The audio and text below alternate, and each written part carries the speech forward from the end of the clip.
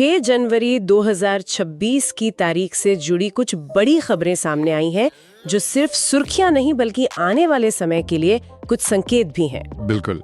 आज हमारे पास जापान की राजनीति से लेकर भारत की न्यायपालिका तक और पर्यावरण से जुड़े कुछ नए अंतर्राष्ट्रीय नियमों से लेकर टेक्नोलॉजी की दुनिया में हो रही दिलचस्प डेवलपमेंट्स तक काफी कुछ है। हाँ, और आज हम इन बिखरी हुई कड़ियों को जोड़ने की कोशिश करेंगे। तो चलिए समझते हैं कि ये सब मिलकर क्या तस्वीर बनाते हैं। बिल्कुल, देखिए, पहली नजर में ये खबरें शायद आपको अलग अलग लगे।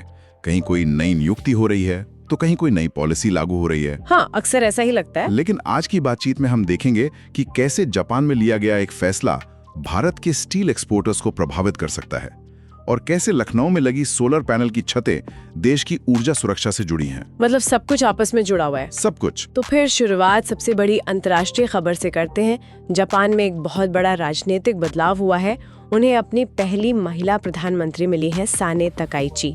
ये तो अपने आप में एक ऐतिहासिक पल है। ऐतिहासिक तो है ही, लेकिन ये सिर्फ लैंगिक समानता का प्रतीक नहीं है। इसे समझने के लिए हमें जापान की जो रूलिंग पार्टी है, लिबरल डेमोक्रेटिक पार्टी यानी एलडीपी, उसके अंदर की राजनीति को देखना होगा। अच्छा। वो पार्टी पारंपरिक रूप से काफी, आप कह सकते हैं, रूढ़िवादी रही है।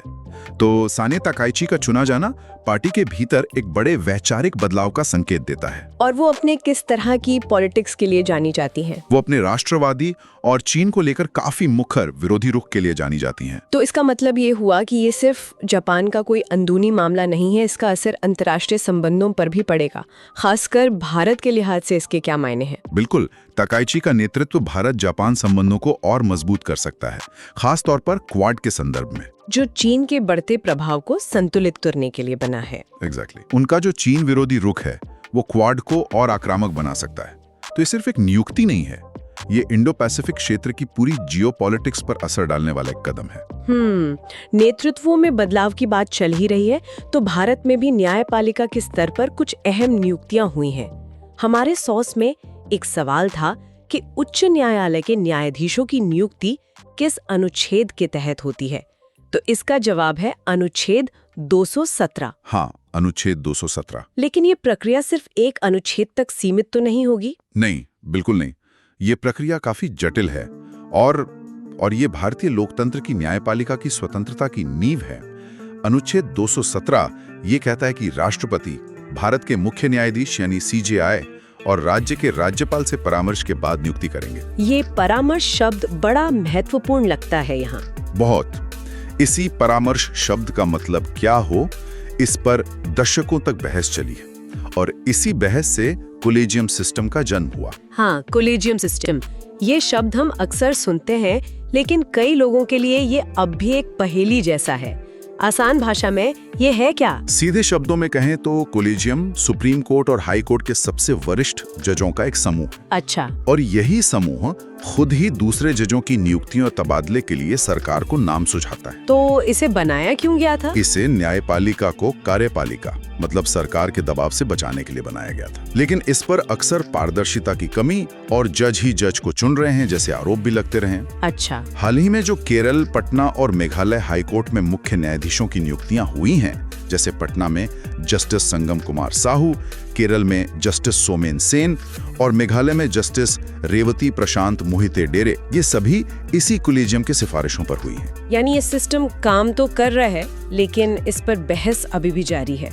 अच्छा, नियुक्तियों की बात चल रही है तो रक्षा और विदेश व्यापार के क्षेत्र में भी 2 बड़े नाम सामने आए हैं। हाँ, एक तो एयर मार्शल नागेश कपूर को भारतीय वायुसेना का नया वाइस चीफ बनाया गया है, जो एक बहुत ही महत्वपूर्ण ऑपरेशनल जिम्मेदारी है। और दूसरी तरफ लव अग्रवाल, इन्हें विदेश व्यापार महानिदेशालय यानी डीजीएफटी का नया महानिदेशक नियुक्त किया गया है। डीजीएफटी ये कॉमर्स मिनिस्ट्री के तहत आता है ना? बिल्कुल, और इसका काम देश की इंपोर्ट एक्सपोर्ट पॉलिसी को दिशा देना है। तो ये दोनों ही नियुक्तियां देश की सुरक्षा और अर्थव्यवस्था दोनों की दिशा तय करने में अहम भूमिका निभाएंगी। चलिए अब प्रशासन की दुनिया से निकलकर खेल की दुनिया में चलते हैं। यहाँ भी प्रशासन में सुधार की एक बड़ी कोशिश हुई है और खास बात यह है कि इसकी कमान एक खिलाड़ी के हाथ में ही थी। अभिनव बिंद्रा की अध्यक्षता में एक टास्क फोर्स बनाई गई थी और ये बहुत जरूरी कदम था। भारत में अक्सर हम खिलाड़ियों के प्रदर्शन की तो बात करते हैं, लेकिन पर्दे के पीछे के प्रशासन की जो खामियां हैं उन्हें नजरअंदाज कर देते हैं। सही बात है। इस टास्क फोर्स ने अपनी रिपोर्ट में उन्हीं प्रणालीगत कमियों को उजागर किया है, जैसे खेल संघों में पारदर्शिता की कमी, जवाबदेही का अभाव और चयन प्रक्रिया में पक्षपात। जब एक ओलंपिक गोल्ड मेडलिस्ट खुद ऐसी रिपोर्ट तैयार करता है तो यकीनन उसकी बात में वजन तो होता है। इस रिपोर्ट का मुख्य उद्देश्य क्या था? इसका मुख्य फोकस 3 चीजों पर है। पहला, राष्ट्रीय खेल संघों को ज्यादा प्रोफेशनल बनाना। दूसरा, एथलीटों के कल्याण को प्राथमिकता देना। और तीसरा, चयन प्रक्रिया को पूरी तरह निष्पक्ष बनाना। देखिए, जब एक खिलाड़ी ही प्रशासन का नेतृत्व करता है तो वो उन जमीनी समस्याओं को बेहतर समझता है जो एक एथलीट को रोज झेलनी पड़ती हैं। ये तो है। ये खेल प्रशासन को बाबू कल्चर से निकालकर एक प्रोफेशनल कल्चर की ओर ले जाने की एक बहुत बड़ी कोशिश है। प्रशासन और नीतियों से अब एक ऐसे मुद्दे पर आते हैं जिसका असर हम सब पर पड़ने वाला है, खासकर भारतीय उद्योग पर।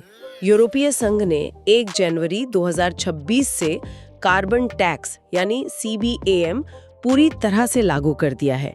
इस CBAM है क्या और इसे इतना बड़ा कदम क्यों माना जा रहा है? CBAM मतलब कार्बन बॉर्डर एडजस्टमेंट मैकेनिज्म।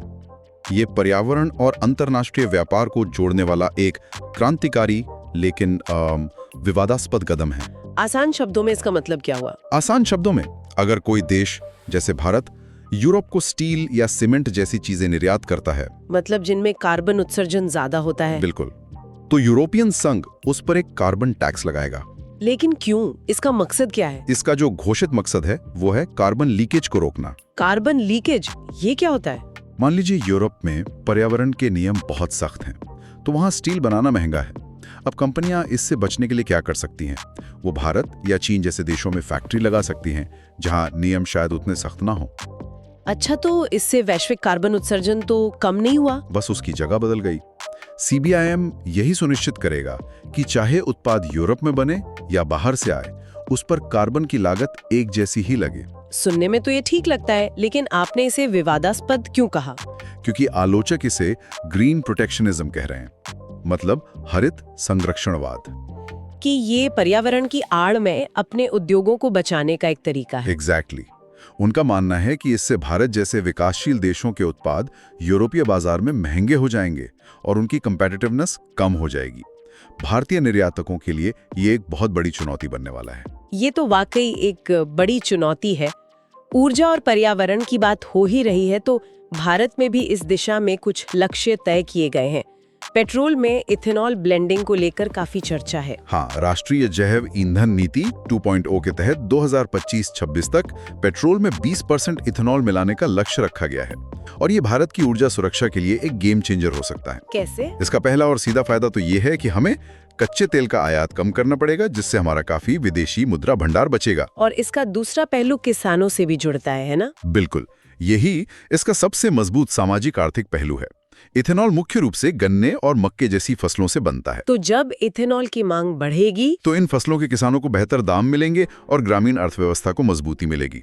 तो ये एक तीर से 2 निशाने साधने जैसा है, ऊर्जा सुरक्षा भी और किसानों की आय में बढ़ोतरी भी। और अब एक ऐसी खबर जो ऊर्जा के भविष्य की एक झलक दिखाती है।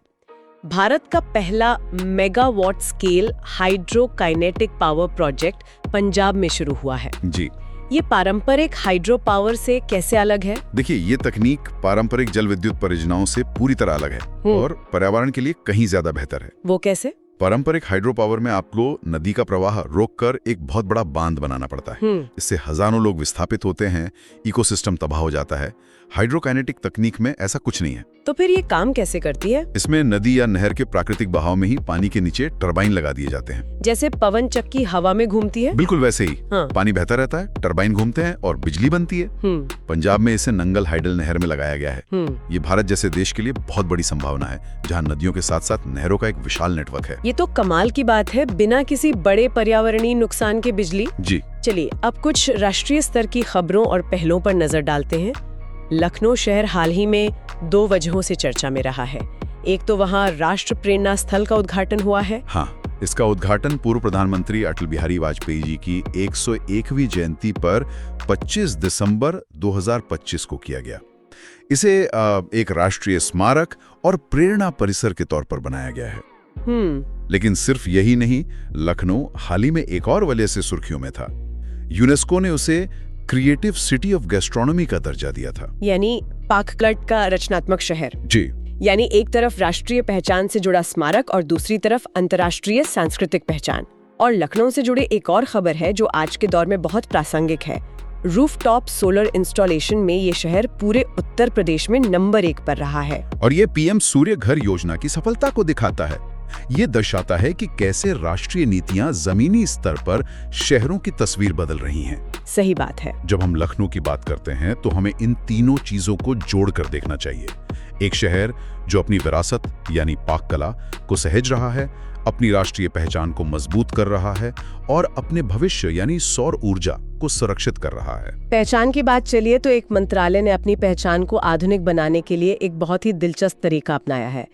सांख्यिकी और कार्यक्रम कार्यान्वयन मंत्रालय यानी मॉस्पी ने अपना नया लोगो और सांख्यिकी नाम का एक शुभंकर मैस्कॉट लॉन्च किया है। ये सुनने में छोटी खबर लग सकती है, लेकिन इसके पीछे की सोच काफी गहरी है। सरकारी आंकड़े और डेटा वो अक्सर आम लोगों को बहुत जटिल लगते हैं, उबाऊ और डरावने भी। हाँ, ये तो है। तो इस मंत्रालय ने सांख्यिकी नाम का एक नागरिक केंद्रित कैरेक्टर बनाया है ताकि आंकड़ों को आसान और सुलभ बनाया जा सके। अब देखना यह है कि सांख्यिकी नाम का यह शुभंकर लोगों को आंकड़ों के करीब लाता है या स्कूल के गणित के दिनों की याद दिलाकर और डरा देता है। उम्मीद तो यही है कि ये जोड़ेगा। बिल्कुल। अब कुछ छोटे लेकिन महत्वपूर्ण बदलावों की बात करते हैं। जैसे आयुष दिवस अब हर साल एक निश्चित तारीख को मनाया जाएगा। हाँ, और वो तारीख है 23 सितंबर। ये एक बहुत ही व्यावहारिक मतलब प्रैक्टिकल बदलाव है। पहले ये धनतेरस के दिन मनाया जाता था, जो हर साल बदलता रहता था क्योंकि वो हिंदू पंचांग पर आधारित है। अच्छा, तो एक फिक्स्ड डेट होने से, एक निश्चित तारीख होने से योजना बनाना, जागरूकता फैलाना और इसे याद रखना सब कुछ आसान हो जाता है। और आखिर में एक ऐसे दिन की बात जो समावेशन और समानता के बारे में जागरूकता बढ़ाता है, विश्व ब्रेल दिवस, जो हर साल 4 जनवरी को मनाया जाता है। ये दिन लुई ब्रेल के जन्मदिन पर मनाया जाता है, जिन्होंने ब्रेल लिपि का आविष्कार किया था। पर यह सिर्फ एक आविष्कारक को याद करने का दिन नहीं है, ये हमें याद दिलाता है कि दृष्टिबाधित लोगों के लिए जानकारी तक पहुंच और शिक्षा का अधिकार कितना महत्वपूर्ण है। सही बात है। ब्रेल उनके लिए सिर्फ लिखने पढ़ने का एक तरीका नहीं है, बल्कि ये उनके लिए स्वतंत्रता, ज्ञान और दुनिया से जुड़ने का एक माध्यम है। संयुक्त राष्ट्र ने 2019 से इसे मनाना शुरू किया ताकि इस मुद्दे पर वैश्विक जागरूकता बढ़ाई जा सके। तो आज हमने नेतृत्व में बदलाव से लेकर व्यापार के नए नियमों और ऊर्जा के भविष्य तक कई अलग-अलग पहलुओं पर नजर डाली। ये सभी खबरें भले ही अलग-अलग जगहों से आई हों, लेकिन कहीं ना कहीं एक दूसरे से जुड़कर एक बड़ी तस्वीर बनाती हैं। बिल्कुल। आज की बातचीत से साफ है कि दुनिया कितनी ज्यादा इंटरकनेक्टेड है। यूरोप में बना एक पर्यावरण कानून भारत के एक छोटे से शहर में स्टील बनाने वाले कारोबारी को प्रभावित करता है, और एक खिलाड़ी द्वारा तैयार की गई रिपोर्ट देश भर के हजारों एथलीटों का भविष्य तय कर सकती है। ये छोटे छोटे बदलाव ही मिलकर बड़े परिवर्तन की नींव रखते हैं। हमने जिन नई नीतियों, नियुक्तियों और तकनीकों पर बात की, वे सब अभी शुरुआती दौर में है। तो सोचने वाली बात यह है कि अगले 1 साल में इनका जमीनी असर क्या होगा। क्या अभिनव बिंद्रा की रिपोर्ट सिर्फ कागजों तक सीमित रह जाएगी या भारतीय खेल प्रशासन में वाकई कोई बदलाव लाएगी? और सबसे बड़ा सवाल, क्या भारत की कंपनियां यूरोप के CBAM को एक चुनौती के रूप में देखेंगी या फिर ये उन्हें ज्यादा हरित और टिकाऊ बनने के लिए एक अवसर प्रदान करेगा? तो दोस्तों, ये थे 6 जनवरी 2026 के सबसे जरूरी करंट अफेयर्स, वो भी बिल्कुल आसान और पूरी तरह एग्जाम फोकस तरीके से। आज का क्वेश्चन है, अमेरिकी सेना ने किस देश पर हमला किया और राष्ट्रपति को गिरफ्तार किया है? The US military attacked which country and arrested its president? इस क्वेश्चन का राइट आंसर क्या होगा? कमेंट जरूर करें। अगर वीडियो अच्छा लगा हो तो लाइक करें, अपने दोस्तों के साथ शेयर करें और चैनल को सब्सक्राइब जरूर करें। इस सेशन का PDF डाउनलोड करने के लिए हमारे टेलीग्राम चैनल से अवश्य जुड़े, QR कोड स्कैन करके, या फिर लिंक डिस्क्रिप्शन और पिन कमेंट में है। मिलते हैं नेक्स्ट सेशन में। Till then, keep learning, keep growing. Thank you.